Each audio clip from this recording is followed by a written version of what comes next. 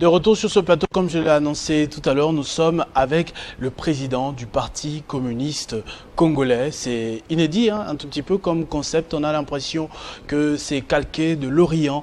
Il va nous parler de sa vision, de son combat, de sa mission et surtout de ce que veut dire déjà, pour commencer, ce PCCO. Il est habillé d'ailleurs dans les couleurs lumumbiste, kabiliste. Bonsoir et bienvenue. Bonsoir. On voit Moulele, on voit Lumumba, on voit Mouiria, je crois, sur votre veste, très bien cousu, bien habillé. Bonsoir et bienvenue une fois de plus, PCCO. Est-ce que ce n'est pas un tout petit peu trop calqué de Chine, comme je le disais tout à l'heure? C'est le Parti communiste congolais. Et là, vous avez les symboles de notre lutte pour l'indépendance de notre pays et l'indépendance de l'Afrique. Vous avez plusieurs noms là qui militent contre l'impérialisme et ceux qui luttent pour le bien-être des peuples à travers le monde. Et nous sommes en train de suivre le flambeau de la lutte de ceux qui ont sacrifié leur vie pour que le Congo soit indépendant, souverain et libre. Et le Congo, avec un refus total de tout dictat de l'impérialisme occidental. Déjà, j'aimerais d'entrée de jeu qu'on puisse un tout petit peu revenir dans l'histoire, dans le contexte, pour essayer de circonscrire les choses. Il y a des gens qui parfois remettent en cause, remettent en doute cette appartenance. Il ne faudrait pas mettre dans la même table Kabila et Lumumba. Est-ce que vous pouvez nous donner les points de convergence dans leur lutte, chacun de son côté? 1960, il meurt une année plus tard, Kabila qui lutte dans le maquis jusqu'à arriver au pouvoir dans les années 1990. Qu'est-ce qui les unit? Qu'est-ce qui les fait asseoir sur la même table? D'abord, dans un premier temps, vous avez l'assassinat de Lumumba au Katanga, et Laurent Désiré Kabila dit à sa mère: je serai un autre Lumumba. Est-ce que c'est vérifié tout ça? Est-ce que c'est pas un peu trop film? Est-ce qu'il y a quelqu'un, un témoin réel qui dit oui, il avait dit ça à l'époque? Nous arrivons. Nous arrivons. Et vous parlez de convergence des idées, des liens de combat que je voudrais vous expliquer. Et le peuple a besoin de ça. La première des choses, c'est l'amour de la patrie jusqu'au sacrifice suprême. L'amour de la patrie jusqu'au sacrifice suprême, c'est ce qui manque à la nouvelle génération de la classe politique. On aime l'argent, on aime les postes, sauf les sacrifices pour que le pays avance. C'est la nouvelle classe politique. Et Lumumba et Kabila corrigent cela pour dire qu'il faut travailler dans le sacrifice pour que le pays avance. Lumumba arrive aux États-Unis, on le reçoit comme un chef d'État avec des coups de canon.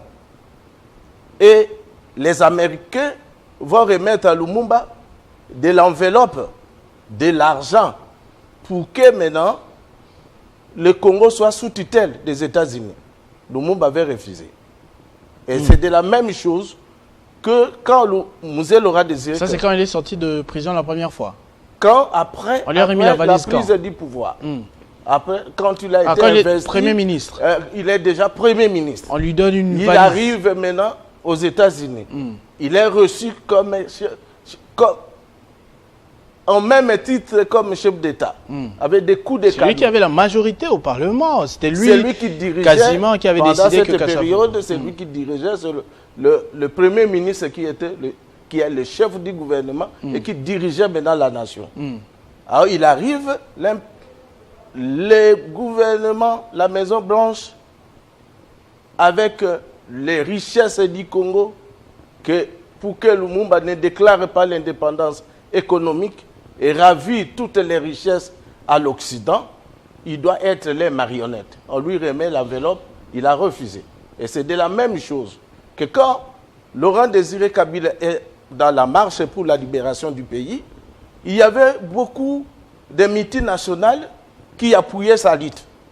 Et arrivé au pouvoir, cela voulait prendre Laurent Désiré Kabila comme Mobutu bis, les transformer en un marionnette. Et il a dit non. Il a refusé d'être sous tutelle des États-Unis, sous tutelle de l'Union européenne et sous tutelle même des alliés rwandais, ougandais et burundais qui voulaient lui mettre comme les capitales au niveau de la... Vous faites bien de citer ces derniers acteurs parce qu'il y a cette polémique qui monte de plus en plus ces dernières années. On dit que si on est dans ces problèmes aujourd'hui, si le Rwanda se permet de nous agresser, de nous assiéger comme on est aujourd'hui, c'est parce que Laurent Désiré Kabila avait ouvert la porte. Il les a utilisés, il les a emmenés au Congo. On a eu un chef d'état-major congolais, James Kabarebe, un Rwandais et tous les autres. Il a commis des erreurs sur un point de vue personnel que nous, jusqu'à aujourd'hui en tant que nation, continuons de payer. Que répondez-vous à cela? D'abord, il faut savoir une chose. Museveni, en Ouganda, a été installé au pouvoir par Mobutu Sese Seko Kukungwendu Wazabanka. C'est vérifiable. Et les Congolais ne sont pas restés en Ouganda pour diriger Museveni. Museveni, Paul Kagame a été le soldat de Museveni. Il a même envoyé faire une petite formation militaire aux États-Unis, au compte du gouvernement ougandais. Et il va donner à M. Kagame les armes pour renverser Abiyarimana. Et Museveni a installé M. Paul Kagame au pouvoir. Les Ougandais n'ont jamais réclamé prendre les Rwandais en otage. Je parle aussi de la révolution cubaine. Che Guevara n'était pas cubain. Che Guevara était un Argentin. Et dans la grande marche de la libération de la révolution de Cuba, Che Guevara a mené la bataille aux côtés de Fidel Castro. Arrivé au pouvoir, il était gouverneur de la Banque centrale de Cuba et il était aussi ministre de l'Industrie. Et il n'a jamais maté les Cubains jusqu'à ce qu'il renonce à la nationalité cubaine pour arriver aux côtés de Mzee Laurent Désiré Kabila, au maquis de Fizi Baraka, et il est parti ailleurs. C'est-à-dire... À l'époque, ce n'était pas le pays qui comptait, c'était l'idéologie. Ici, le problème, c'est que les gens ne connaissent pas comment le pouvoir d'État fonctionne. Et la lutte armée, quand vous voulez faire la lutte armée, la première des choses dans la lutte armée, comme Mzee avait fait, c'est avoir une base arrière dans un pays limitrophe du système que vous êtes en train de combattre. Et le pays limitrophe, ces pays doivent vous aider à la diplomatie, au ravitaillement et aussi un appui aussi des services de sécurité. Parce qu'on ne fait pas la lutte armée sans l'intervention des services de sécurité. Il faut avoir un allié de taille dans un pays limitrophe. Il n'y avait pas que les Rwandais et l'Ouganda. Il y avait l'Angola. L'Angola était aux côtés de Mzee Laurent Désiré Kabila. Il y avait l'Érythrée.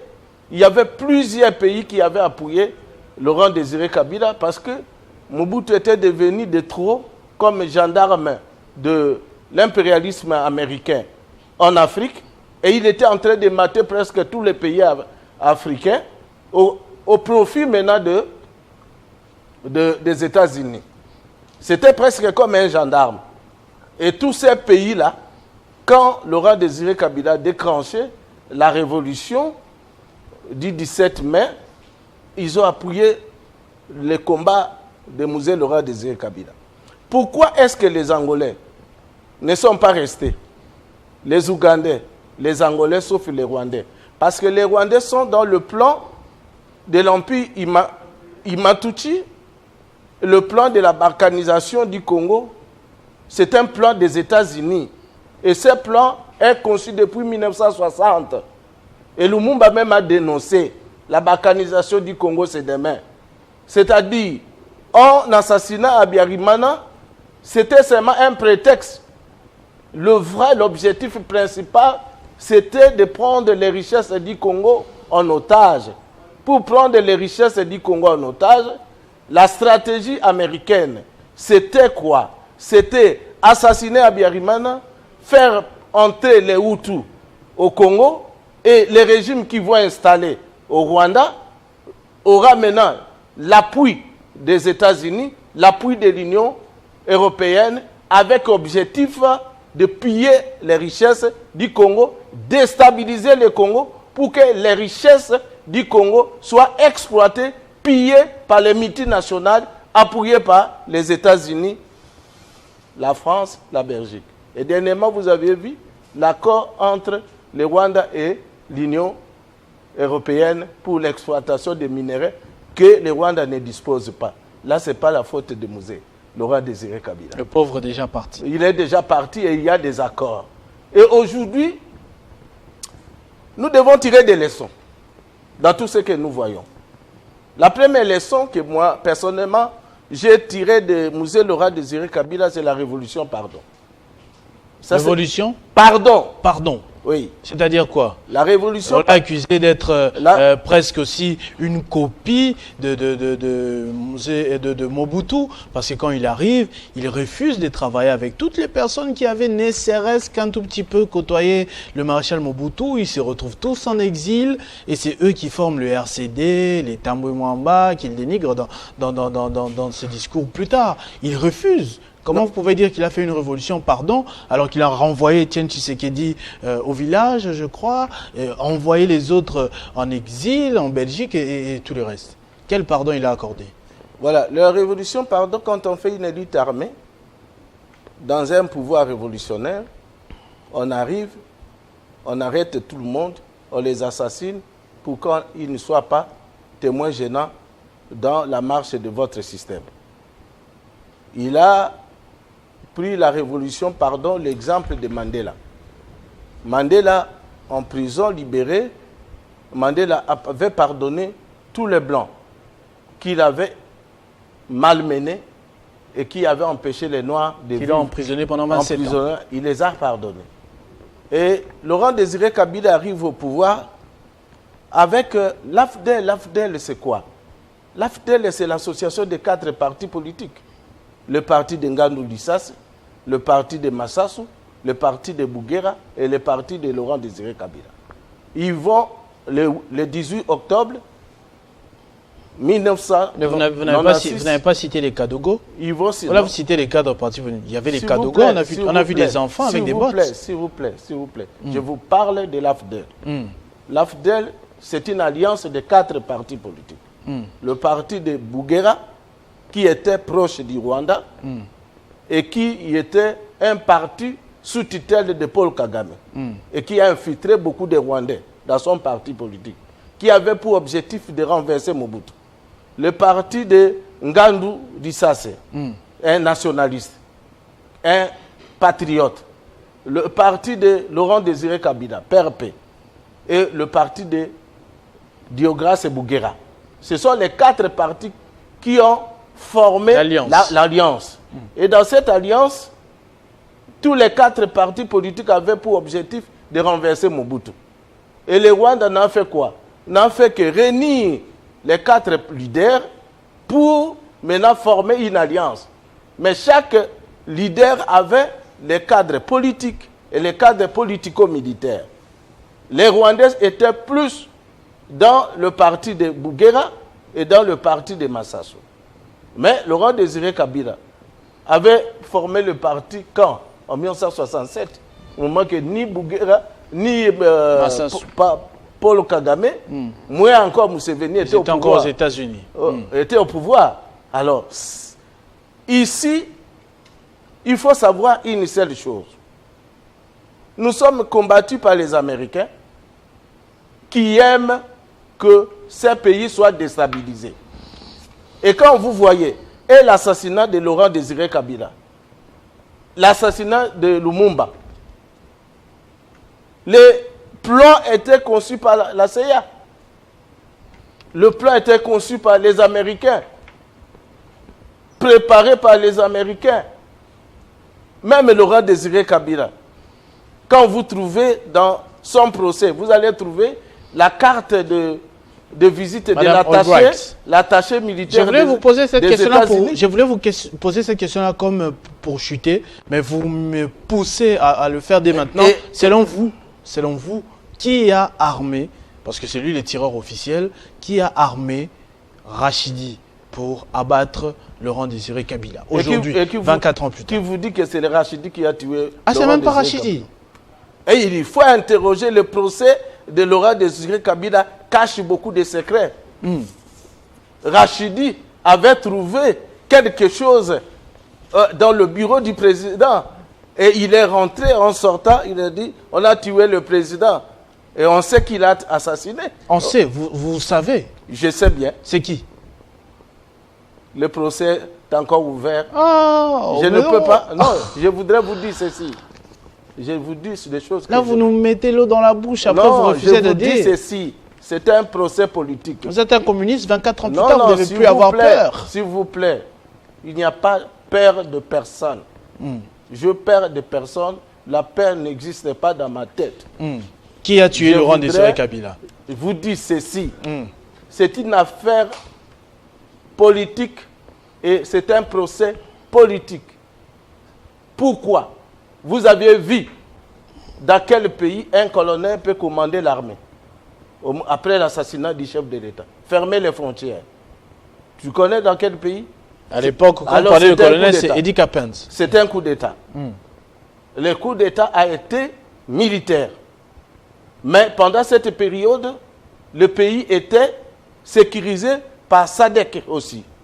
Et le général Tshingombe avait empêché les Congolais, les militaires congolais de prendre le pouvoir et faire un coup d'État. Et c'était un cloisonnement des services de sécurité jusqu'à ce qu'on arrive à la formule que nous avons. 1+4. Bon, écoutez, ça c'est votre version. Il y a beaucoup de versions, mais c'est vraiment très important. Les gens qui nous suivent veulent savoir. S'il vous plaît. Vous nous dites que vous savez. Non, s'il vous plaît. L'homme que vous savez, il a suivi le procès du début à la fin. Même en huis clos, il a été là. Et vous avez gardé le nom de l'assassin. Non, s'il vous plaît. Parce que là, je vous dis, allez, n'importe qui peut aller au niveau de greffe de la cour, de la haute cour militaire. Vous allez trouver que Rachidi n'est ni près ni de loin de l'assassinat de Laurent Désiré Kabila. Il faut ouvrir un autre procès. Quand les assassins courent encore. Ils sont là. Et que la vraie version, c'est qu'il faut un procès. Un procès ouvert. Et si ce procès est ouvert, je pense que beaucoup sera en prison. Le général ou colonel Alamba, je me souviens à l'époque, avait dit que le procès n'était pas terminé. N'était pas terminé. Je voudrais vous parler de la révolution, parce que vous m'aviez amené dans un autre tableau. Oui, allez-y. Dans un autre tableau. Vous savez, quand vous dites que les... Etienne Tshisekedi rentré au Kassai, l'État Momambasso allé en Belgique. Non, je voudrais vous dire ceci. La révolution, vous-même, vous étiez ici présent. Vous n'aviez pas remarqué que Jean-Pierre Bemba était déjà en prison, était déjà dans la rébellion, et que son père était ministre de l'économie. Jeannot Bemba était ministre de l'économie, et son fils était dans la rébellion. Ce sont des signaux de la révolution, D'autres signaux de la révolution, c'est quoi? C'est que plusieurs services de sécurité de Mobutu, certains généraux de Mobutu, travaillaient avec Laurent Désiré Kabila dans l'objectif que les Rwandais ne puissent pas prendre le pouvoir. Je vous dis, même le plan de l'assassinat de Laurent Désiré Kabila a été transmis à Laurent Désiré Kabila avant sa mort par un général de l'ex-phase. Le dossier est encore au procès, le nom est là, mais on ne peut pas révéler aujourd'hui parce qu'il s'agit d'un dossier. Vous ne pouvez pas, il y a 24 ans quand même, les Congolais ont besoin de savoir. On est là à écouter la chanson, à pleurer, héros national, tous les 16 janvier, mais il y a toujours les flous. Aujourd'hui, il y a même des gens qui disent, bon voilà, on est agressé, c'est à cause de lui. Vous avez dit vous-même, l'AFDEL a été, c'est une association des partis politiques réunis à partir du Rwanda. Les problèmes qu'on a aujourd'hui, Laurent Désiré Kabila est au moins à 20% responsable de cela.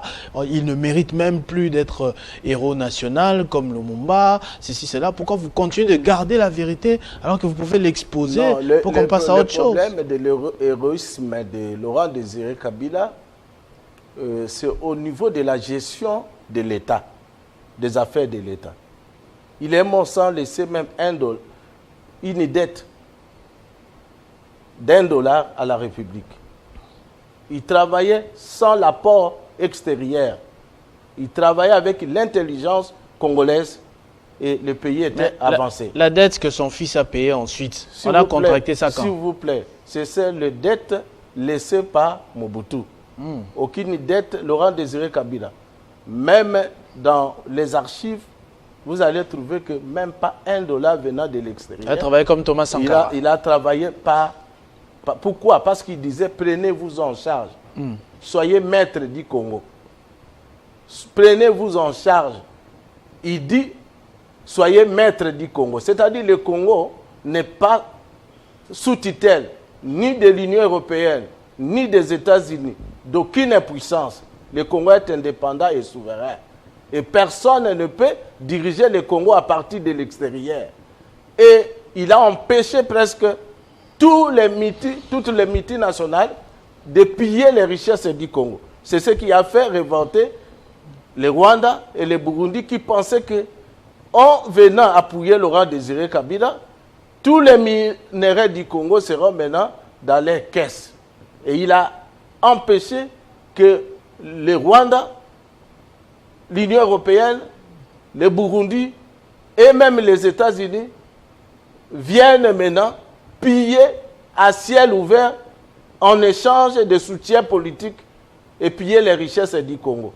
Il dit indépendance politique du Congo pour que les richesses du Congo profitent aux Congolais.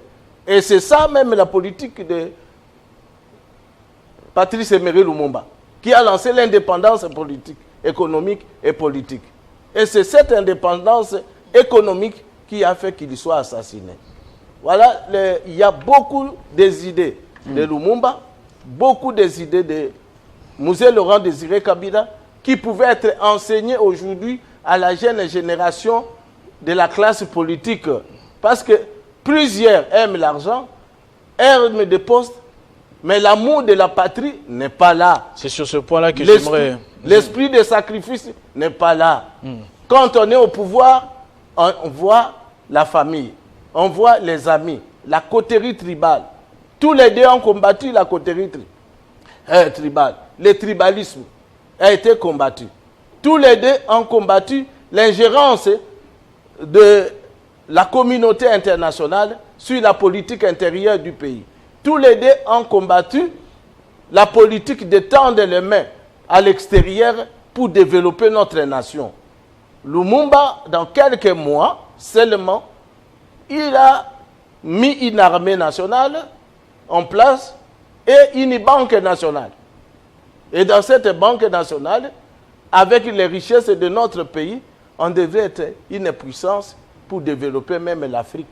Parce que Lumumba dit ceci, le Congo doit rester centre de rayonnement de l'Afrique tout entière. Il avait l'idée des États-Unis d'Afrique. Les idées des pères fondateurs de pays africains, c'était que les États-Unis d'Afrique. Et les États-Unis d'Afrique devraient marcher avec quelles richesses? D'abord les richesses de la RDC, au lieu que l'Occident exploite cela pour développer leur pays. Lumumba voyait le développement de l'Afrique. C'est ça qu'il dit, l'Afrique, le Congo doit être le centre de rayonnement de l'Afrique. Si l'Afrique ne marche pas, c'est parce que les politiciens congolais sont vendus à l'impérialisme. Ils n'ont pas l'amour de la patrie. Merci. Merci beaucoup, Monsieur le Président du PCCO, le Parti communiste. Secrétaire général, je voulais dire, du PCCO, le Parti communiste congolais, qui aujourd'hui incarne les valeurs de Pierre Moulélé, de Patrice Emery Lumumba, de Laurent Désiré Kabila. Vous avez un dernier mot de la fin? Le dernier mot, c'est que Lumumba, c'est l'unité nationale. C'est l'unique parti en 1960 qui prônait de l'unité nationale. Aujourd'hui que la nation est confrontée à une guerre d'agression, j'invite le peuple congolais, opposition comme majorité au pouvoir, de prendre les idées de Lumumba, les mettre en place pour défendre la patrie. La première idée, c'est que les querelles internes, lorsque la maison est en train de brûler, il faut maintenant laisser. Mettez-vous ensemble pour que nous devons combattre un ennemi commun qui est le Rwanda. Derrière le Rwanda, il y a les multinationales occidentales. Les impérialistes. Les impérialistes. Comme la thématique l'indique. Alors, dans ces impérialistes-là, ceux qui veulent, ils veulent exterminer tous les Congolais. Ils aiment les richesses du Congo, sauf les Congolais. Alors, à tous ceux qui sont en train maintenant de prendre les armes derrière le Rwanda, derrière l'Ouganda, derrière les Américains, ils doivent connaître que l'impérialisme, c'est un chien. Vous êtes en train de le servir, vous n'aurez rien de sa part. Ce que vous aurez, c'est la mort. Donc, l'amour de la patrie, que Lumumba a sacrifié sa vie, doit animer même les Congolais qui sont dans la rébellion aujourd'hui, d'abandonner le chemin de la trahison, de revenir ensemble autour d'une table pour que nous puissions développer ces pays. Et merci au régime de pouvoir maintenant parler de la révolution, comme Laurent Désiré Kabila avait fait, pour que maintenant tout le monde, toutes les intelligences, les énergies soient conjuguées ensemble pour transformer ces pays et refuser toute politique de domination extérieure, refuser la politique des aides extérieures, mettre les intelligences ensemble et développer notre pays par nos propres moyens, notre propre intelligence. Le Congo est riche, le Congo a construit la Belgique, le Congo a construit plusieurs pays, sauf la RDC, parce qu'il n'y avait pas une politique de l'amour de la patrie. Il faut aimer la patrie comme Lumumba, Laurent Désiré Kabila, travailler en sacrifice dans l'amour du prochain pour que le Congo soit une puissance redoutable qui doit sauver l'Afrique. Merci beaucoup, monsieur le secrétaire général, pour cette interpellation. J'espère que c'est tombé dans des bonnes oreilles et que cela sera mis en application pour l'héritage de notre pays, la République démocratique du Congo. Il est toujours temps de faire mieux. Merci beaucoup de n'avoir jamais trahi le Congo, de rester sur vos valeurs comme l'indique votre belle veste. On va passer à notre deuxième invité. Ils passeront à deux cette fois pour parler du parti lumumbiste unifié qui a des actions de grande envergure aussi à l'occasion de la commémoration demain d'un nouvel anniversaire du décès de Patrice Emery Lumumba, premier ministre de la République démocratique du Congo et héros national.